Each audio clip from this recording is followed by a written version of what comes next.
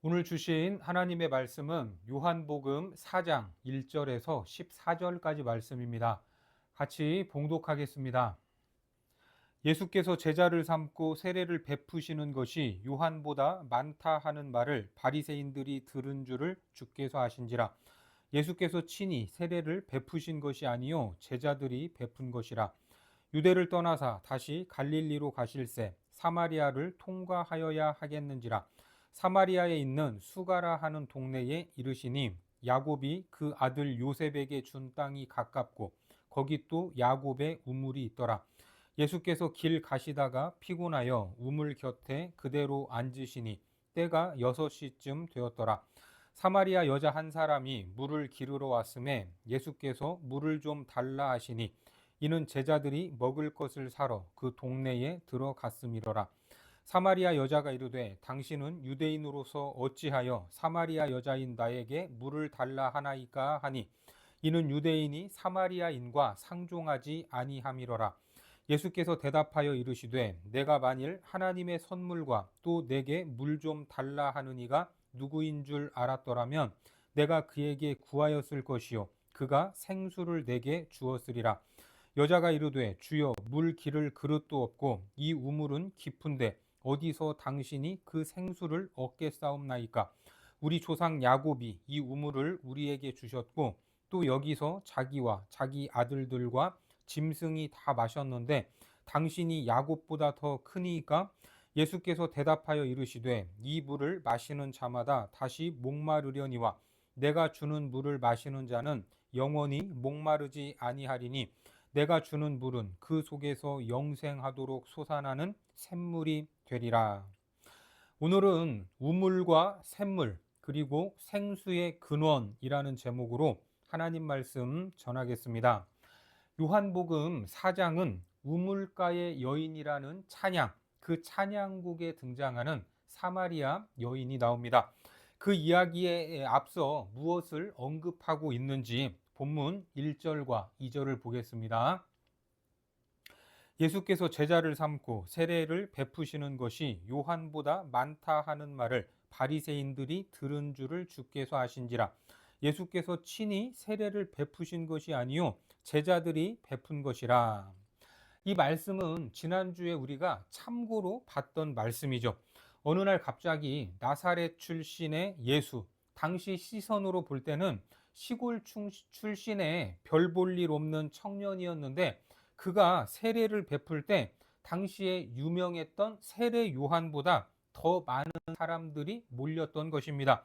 그 이야기를 누가 듣습니까? 바리새인들이 들은 겁니다. 이것이 가짜 뉴스였지만 잘못된 소식을 바리새인들이 들었다라는 말은 당시 분위기로서 뭔가 싸늘한 느낌이 들 수밖에 없습니다. 예수님의 입장에서 벌써 나를 경계하는구나. 다시 말해 예수님에 대한 적대적 감정이 조금씩 싹이 트고 있었다라는 것을 보여주는 말입니다. 그래서 예수님이 결단을 내리시고 더 이상 그곳에 머물지 않기로 했습니다. 그리고 어디로 가십니까? 3절에 보면 유대를 떠나사 다시 갈릴리로 가실세. 자, 여기서 떠나사라는 말은 그냥 유대 땅에서 다른 곳으로 갔다. 이 눈에 보이는 것만 의미하는 것이 아니라 어떤 의지, 확고한 결정으로 그 땅을 포기하고 다른 곳으로 옮기고 있는 모습을 설명하는 것입니다.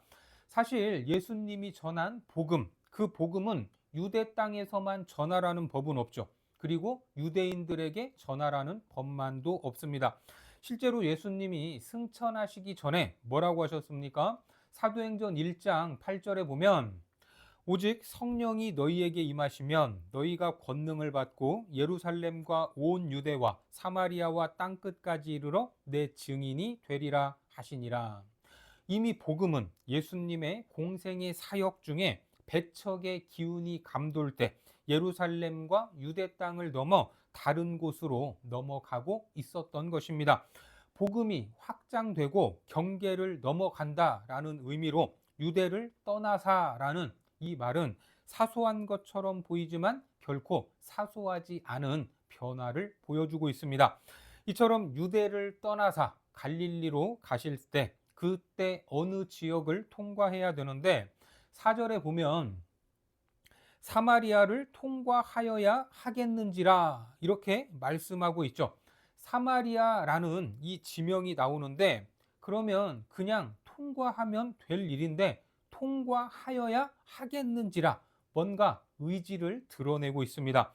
성경에서도 must를 사용하고 있죠. 뭔가를 해야 한다라는 것을 강조하는 말입니다. 그러니까 예수님이 통과하시려고 했던 이 사마리아 땅은 유대 땅을 떠나서 그냥 자연스럽게 통과하는 땅이 아니라 뭔가 의지를 가져야만, 목적이 있어야만 갈 수 있는 그런 땅이었던 겁니다. 사마리아를 많이 들어보셨겠지만 이 땅에는 이스라엘의 민족적 비극의 역사가 잠들어 있습니다. 먼저 지리적 위치를 보시면 이 아래쪽에 유대 땅이 보이죠. 그리고 갈릴리는 맨 위에 쪽에 있습니다. 그 유대와 갈릴리 사이에 어느 땅이 있습니까? 사마리아 땅이 위치해 있습니다. 그래서 누가 봐도 사마리아를 통과해서 가는 길이 상식적이고 가장 빠른 길입니다. 하지만 정통 랍비나 유대인들은 그렇게 하지 않았습니다. 사마리아 땅을 절대 밟지 않고 시간이 훨씬 더 오래 걸리고 힘이 들더라도 사마리아를 피해서 빙빙 돌아갔던 겁니다. 왜 이런 일이 벌어졌는가? 그 역사적 배경을 보면 예수님이 태어나시기 700여 년 전, 그러니까 BC 750여 년경에 아수르라는 이방 민족에 의해서 이스라엘은 무너지게 됩니다. 아수르는 우리 역사에서 오랑캐처럼 매우 난폭하고 무자비한 민족인데 이스라엘 사람들을 포로로 끌고 갔을 뿐만 아니라 남아있는 사람들은 그 혈통을 말살하기 위해서 정책을 펼쳤습니다. 가장 확실하게 피를 섞어 버렸던 겁니다. 반강제적으로 결혼을 시켜서 혼혈아를 낳게 만들었습니다. 유대인들은 이방인들을 배척하면서 자신들만의 혈통을 중요시 여겼습니다. 그런데 먹고 살기 위해서, 살아남기 위해서는 어쩔 수 없이 이방인들과 결혼을 해야 했던 겁니다. 그런데 이방인들과의 결혼은 단순히 육체만 섞이는 개념이 아니라 하나님에 대한 신앙을 포기한다라는 것을 의미했습니다. 그래서 현실과 타협하는 사람들이 생겼고 죽어도 그렇게는 못하겠다 하면서 거부했던 사람들이 있었던 겁니다. 이런 역사적인 상황에서 누가 잘못했고 잘했고 그것이 어디 있겠습니까? 하지만 양극단의 부류가 자연스럽게 형성되어 있다가 이후에 아수르가 망하게 되죠. 그렇게 해방이 되니까 그때부터 문제가 발생했던 겁니다. 환란과 고통의 역사 속에서 순수 혈통을 지켜내고 하나님에 대한 신앙을 지킨 사람들은 큰 소리를 치게 된 겁니다. 반대로 어쩔 수 없이 그 역사 속에서 살아남기 위해 동조했던 사람들은 이미 피가 섞여 버렸습니다. 그때부터 정통 유대인들은 혼혈인들을 이방인보다 못한 개, 돼지 취급을 하게 됩니다. 자기들이 원해서 태어난 것도 아닌데 시대적인 냉소와 사회적 편견, 공동체적 차별을 겪으면서 살아가야 했던 겁니다. 결국 그들은 자녀들까지, 자손들까지 손가락질을 당하면서 사마리아 지역에 모여 살게 되었습니다. 그래서 유대인들은 이 사마리아 땅을 밟지도 않고 그 사람들과 말도 섞지 않았습니다. 이러한 것이 당시 사회적인 통념이었고 당연한 행동이었습니다. 그렇다면 이러한 사실을 예수님이 모르실까? 당연히 알고 계셨습니다. 그럼에도 굳이 사마리아 땅을 통과해야 하겠는지라 이렇게 말씀하고 계십니다. 이것은 당시 시대의 관습과 통념, 가치관과 대세에 맞서고자 하셨던 행동으로 볼 수 있습니다. 그것보다 뭔가 더 중요했던 것이 있지 않았겠습니까? 사실 사마리아 사람들에게 죄가 있습니까? 역사의 아픈 현실 속에서 그렇게 태어났을 뿐입니다. 그런데 손가락질을 당하고 차별을 받았습니다. 그런 사마리아인들을 향한 부당한 대우, 운명적 처사에 예수님은 동의하지 않으셨던 겁니다. 세상은 이것이 대세다, 이렇게 해야 한다라면서 줄을 세우고 그렇게 하지 않으면 너도 똑같이 대우할 것이다, 이렇게 협박을 하지만 예수님은 사마리아로 통과하여야 하겠는지라 이렇게 결단하십니다. 이러한 결단이 오늘날 우리에게도 요구되는 순간이 있습니까? 없습니까? 당연히 있습니다. 세상은 어떻게 해야 된다, 그렇게 하지 않으면 바보다, 이런 식의 메시지를 보이지 않게 강요하고 있습니다. 소위 말해 대세라고 하는 것이 있는데 그것을 따르지 않을 자신이 있습니까? 말처럼 쉬운 일은 아닙니다.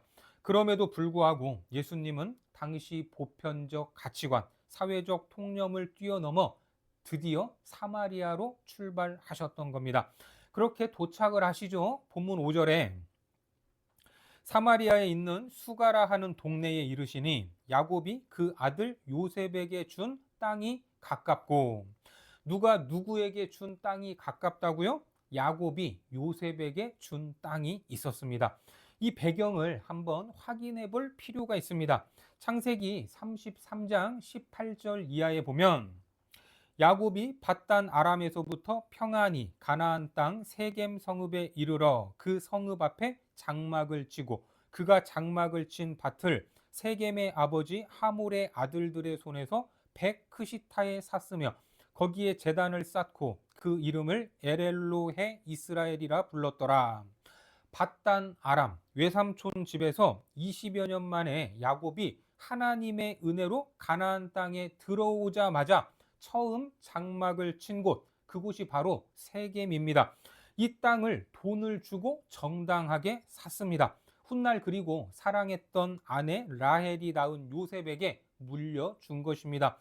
요셉에게 준 땅이 가깝고 거기 또 뭐가 있냐면 6절을 보겠습니다. 거기 또 야곱의 우물이 있더라. 예수께서 길 가시다가 피곤하여 우물 곁에 그대로 앉으시니 때가 6시쯤 되었더라. 우물이 있습니다. 그런데 이 우물은 원문으로 보면 샘입니다. 샘. 분명 샘과 우물은 다른 것이죠.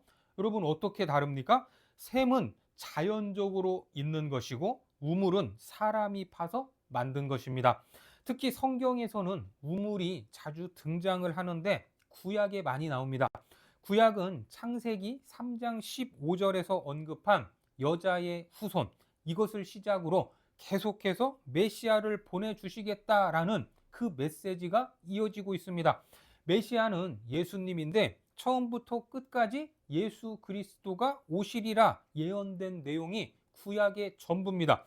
구약에 나오는 우물, 그곳이 등장하는 장면 몇 곳을 보면 창세기 24장 42절 이하의 말씀에 내가 오늘 우물에 이르러 말하기를 내 주인 아브라함의 하나님 여호와여, 만일 내가 행하는 길에 형통함을 주실진대 내가 이 우물 곁에 서 있다가 젊은 여자가 물을 기르러 오거든 내가 그에게 청하기를 너는 물동이의 물을 내게 조금 마시게 하라 하여 그의 대답이 당신은 마시라 내가 또 당신의 낙타를 위하여도 기르리라 하면 그 여자는 여호와께서 내 주인의 아들을 위하여 정하여 주신 자가 되리이다 하며 내가 마음속으로 말하기를 마치기도 전에 리브가가 물동이를 어깨에 메고 나와서 우물로 내려와 깃기로 내가 그에게 이르기를 청하건대 내게 마시게 하라 한즉.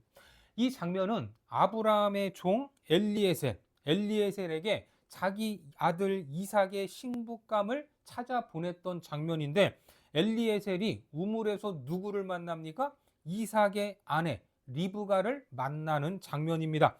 그리고 이삭의 아들인 야곱도 그 아내를 어디에서 처음 만났냐? 역시 우물가에서 만났습니다. 창세기 29장 10절에 야곱이 그의 외삼촌 라반의 딸 라헬과 그의 외삼촌의 양을 보고 나아가 우물 아귀에서 돌을 옮기고 외삼촌 라반의 양떼에게 물을 먹이고, 그리고 또 모세 역시 그 아내 십보라를 우물가에서 만났습니다. 출애굽기 2장 15절에 바로가 이 일을 듣고 모세를 죽이고자 하여 찾는지라 모세가 바로의 낯을 피하여 미디안 땅에 머물며 하루는 우물 곁에 앉았더라. 미디안 제사장에게 7달이 있었더니 그들이 와서 물을 길어 구유에 채우고 그들의 아버지의 양떼에게 먹이려 하는데, 지금까지 3가지 장면을 봤는데 공통점이 있다면 우물가에서 만난 인연으로 뭐가 됐습니까? 부부가 되었던 겁니다. 그리고 이 후손들을 통해서 성경은 끊임없이 메시아가 올 것이다 라고 예언을 했고, 그 혈통을 통해 오신 분이 바로 예수 그리스도였습니다. 그분이 오늘 어디에 앉아 계십니까? 바로 우물 곁에 앉으셨던 겁니다. 다시 본문 6절을 보겠습니다. 거기 또 야곱의 우물이 있더라. 예수께서 길 가시다가 피곤하여 우물 곁에 그대로 앉으시니 때가 6시쯤 되었더라. 여기에 그대로 앉으셨다라고 하는데, 이것은 고상하게 살포시 앉은 것이 아니라 이제야 도착했구나, 너무 힘들었다 하면서 털썩 주저앉는 장면입니다. 예수님도 우리와 똑같은 육신을 가지셨기 때문에 피곤하고 지쳤던 것으로 예수님도 사람이었다라는 걸 드러내고 있습니다. 분명히 어떤 목적을 가지고 사마리아 땅을 밟으셨는데, 그것도 우물가에서 어떤 메시지를 주고 싶은 것일까? 여기에서 누구를 만나죠? 본문 7절을 보겠습니다. 사마리아 여자 한 사람이 물을 기르러 왔음에 예수께서 물을 좀 달라 하시니, 바로 이 장면이 참 신랑이신 예수 그리스도와 사마리아 여인이 만나는 장면입니다. 예수님의 아내가 사마리아 여인이다 이 말이 아니라, 사마리아 여인은 누구를 대변합니까? 오늘 우리를 말하는 것입니다. 예수님이 먼저 찾아주시지 않으면 영적인 눈을 뜰 수 없는 존재요, 매일 우물가를 찾아야만 평생 물을 떠 먹어야 그 목마름을 채울 수 있는 그런 존재였다라는 겁니다. 특히 그 여인은 5명이나 되는 남편이 거쳐갔습니다. 우리 주변에서 남편이 5명이나 거쳐간 그런 여자분을 보신 적이 있습니까? 한 2-3명 거쳐가면 그냥 혼자 살지 않습니까? 그런데 이 여인은 지금 있는 남편마저도 자기 남편일 수 없는 그런 삶을 살고 있었던 겁니다. 그 인생에 어떤 일이 있었는지 모르지만 딱 봐도 안타까운 마음이 듭니다. 이런 인생을 살아가야 한다면 그 삶의 무게는 또 얼마나 무겁겠습니까? 누구에게 위로를 얻고 누구에게 기댈 수 있겠습니까? 누구도 이 여인이 가진 허무함, 목마름을 해결할 수 없었을 것입니다. 그래서 사마리아 여인은 바로 영적인 허기를 가지고 살아가는 인생들의 모습인 것입니다. 참 신랑이신 예수 그리스도와 우리의 모습을 대변하고 있는 사마리아 여인과의 만남, 혼인이 이루어지고 있다라고 볼 수 있습니다. 여기서 예수님이 먼저 그 여인에게 물을 달라라고 하시면서 말을 걸었더니, 그 여인이 당황스러운 마음에 이렇게 대답을 하죠. 본문 9절입니다. 사마리아 여자가 이르되 당신은 유대인으로서 어찌하여 사마리아 여자인 나에게 물을 달라 하나이까 하니, 이는 유대인이 사마리아인과 상종하지 아니함이로라. 왜 이렇게 상종하지 않게 됐는지는 앞서 설명드린 대로입니다. 계속해서 10절을 보겠습니다. 예수께서 대답하여 이르시되 내가 만일 하나님의 선물과 또 내게 물 좀 달라 하는 이가 누구인 줄 알았더라면 내가 그에게 구하였을 것이요 그가 생수를 내게 주었으리라. 여기서 예수님은 물에 대한 표현을 좀 독특하게 하고 있는데, 그게 뭡니까? 생수입니다. 생수. 우리가 사 먹는 생수는 제가 찾아보니까 미네랄 워터입니다. 미네랄 워터. 그런데 예수님이 말씀하시는 이 생수는 리빙 워터입니다. 리빙 워터. 그리고 당연한 이야기지만 이 여인은 자기에게 물을 달라고 하신 분이 누구인지 몰랐습니다. 앞서 요한복음 3장에서는 누구나 부러워할 만한 인물이었죠.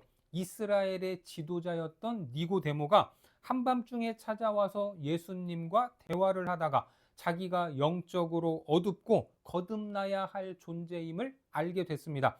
그러니까 유대인이라면 누구나 부러워하고 존경할 만한 니고데모나, 그리고 유대인이라면 상종하지도 않는 이 여인이나 영적으로 보면 다릅니까? 틀립니까? 다를 바가 없다는 것입니다. 예수님의 시각으로 보면 똑같이 구원이 필요한 불쌍한 영혼들일 뿐입니다. 그래서 똑같은 차원의 이야기를 반복하면서 구원이 무엇인가를 설명하고 있습니다. 단지 다른 점이 있다면 니고데모는 예수님을 찾아왔고 사마리아 여인은 예수님이 찾아가신 겁니다. 여기서 구원의 속성을 알 수 있죠. 첫째로 구원은 인간이 찾으려고 하고 깨달으려고 해도 알 수 없는 겁니다. 둘째로 구원은 예수님이 멀고 먼 길을 찾아 손을 내밀지 않으시면 얻을 수 없는 것입니다. 이것이 니고데모와 사마리아 여인이 등장한 이유입니다. 그래서 구원은 전적인 하나님의 주권이요, 하나님이 이루어 가신다라는 것을 보여주고 있습니다. 계속해서 12절을 보시면 우리 조상 야곱이 이 우물을 우리에게 주셨고 또 여기서 자기와 자기 아들들과 짐승이 다 마셨는데 당신이 야곱보다 더 크니까 이 여인에게 있어서 가장 큰 인물은 야곱으로 야곱이 자기들에게 이 우물을 파서 줬다라고 말합니다. 그러면 당신이 우리 조상 야곱보다 더 크신 분입니까? 라고 되묻고 있죠. 어떻습니까? 이 질문을 통해서 이 여인의 영적인 무지함이 더 드러나고 있습니다. 그러자 예수님이 말씀하시죠. 13절과 14절에 보면 예수께서 대답하여 이르시되 이 물을 마시는 자마다 다시 목마르려니와 내가 주는 물을 마시는 자는 영원히 목마르지 아니하리니 내가 주는 물은 그 속에서 영생하도록 솟아나는 샘물이 되리라. 여러분, 이 말씀을 잘 보셔야 됩니다. 예수님이 뭘 주십니까? 샘이 아니라 샘물을 주신다고 합니다. 그러니까 오늘 본문은 인간이 파서 만든 우물이라는 말로 시작을 했지만 마무리는 예수님이 주시는 샘물로 끝나고 있습니다. 앞서 우물과 샘의 차이가 무엇이라고 했습니까? 우물은 사람이 땅을 파서 물을 퍼 올리는 유한하고 한계가 있지만 샘은 인간이 만들어낸 것이 아닙니다. 그리고 예수님은 샘물을 주겠다라고 하시는데 그렇다면 샘이 누구다라는 말입니까? 예수님 자신이라는 말입니다. 내가 샘이다. 내가 생수의 근원이다 라고 선언을 하신 겁니다. 오늘을 살아가는 우리 역시 사마리아 여인처럼 인생에서 마주하는 어려움과 영적인 목마름이 있을 때 어디에서 위로를 얻고 그 갈증을 채우려고 하고 있습니까? 급한 마음에 세상을 찾아 사람을 찾아 나서지 않기를 바랍니다. 언제나 우리를 찾아오셔서 위로하시고 다시 살아갈 생명력, 그 생수, 리빙 워터를 주시는 그분으로 인하여 힘을 얻고 주어진 삶을 힘있게 살아가는 거룩한 백성들이 되시기를 주님의 이름으로 축원합니다. 기도하겠습니다. 하나님, 인생들은 언제나 영적 목마름으로 뭔가를 찾아 헤매고 있습니다. 하지만 세상 어디에도 그 목마름을 채우는 것이 없음을 우리는 알고 고백합니다. 오직 생수의 근원 되신 예수 그리스도께서 우리를 찾아오실 때 인생의 모든 문제가 해결된다라는 것을 믿사오니 매일 우리에게 생명수를 부어주셔서 이 땅을 힘있게 살아가도록 축복하여 주옵소서. 예수님의 이름으로 기도드립니다. 아멘.